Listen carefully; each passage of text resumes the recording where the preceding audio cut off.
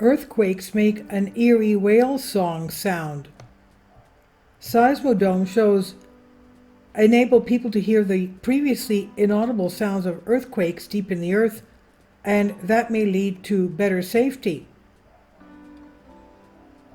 Is it possible to hear an earthquake? Not the rumbling of the ground that results, but the earthquake itself. Even if you could, what's the point of listening? Well, we can hear earthquakes. I live in Athens, Greece, and we have earthquakes quite often.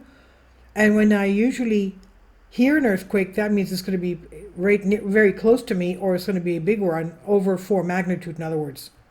Now, about a dozen years ago, geophysicist Ben Holtzman and musician sound designer John Candler set out to answer these questions with a side goal of sharing their passion for earthquakes with the public.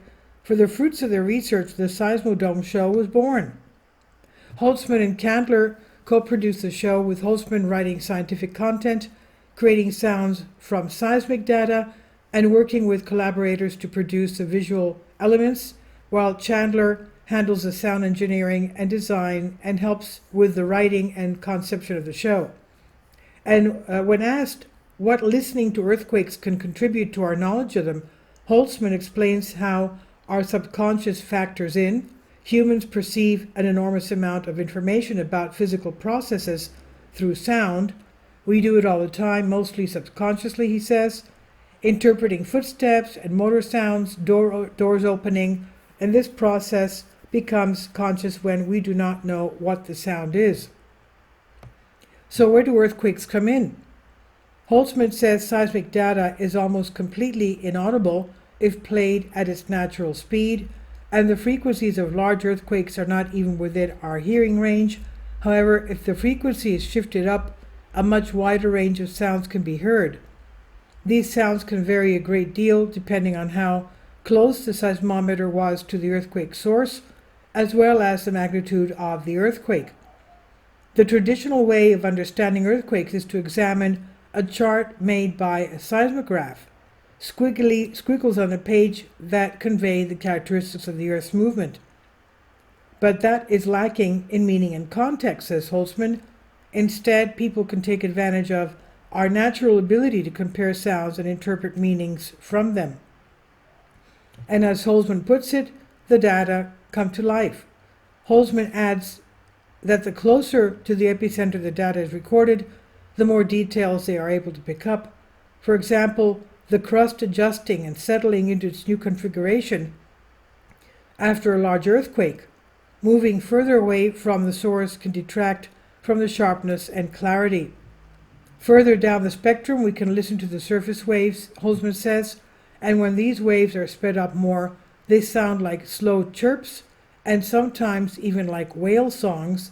There is a clear physical explanation for the chirp, rising frequency with time. So hearing the sound and then the explanation gives people a visceral experience to attach the physical meaning to. Holtzman and Candler use the Seismodome project to explain concepts like surface waves and plate tectonics in order to educate people not just about earthquakes, but also what earthquakes tell us about the Earth more broadly. Our aim is to demystify earthquakes, but more importantly to get people to see them as a natural process, explains Holtzman. He goes on to say that the vast majority of earthquakes do not hurt anyone, and that learning more about the natural phenomena can help us understand how and where to build our cities and prevent damage. Holtzman adds, because large earthquakes repeat on timescales that can be longer than our generational memories, people lose sight of the hazard. Most societies don't have the resources to take these hazards into consideration when planning cities and building buildings. Holtzman and Candler also test our perception of time. Playing with our narrow band of perception, they compress more and more Earth time into each sound and video, ranging from a few hours to a few years.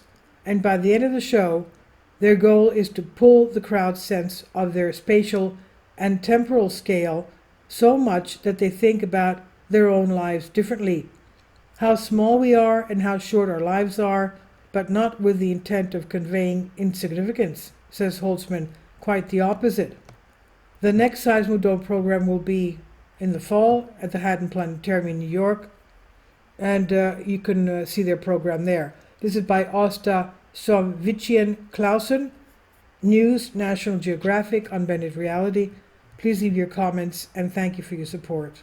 Finally, support my Patreon account. The daily posts are 5 videos daily, and they are totally different from what I have on my YouTube channel. Thank you so much for your support and that you find all my content so interesting. You'll find the Patreon account details in the description box below.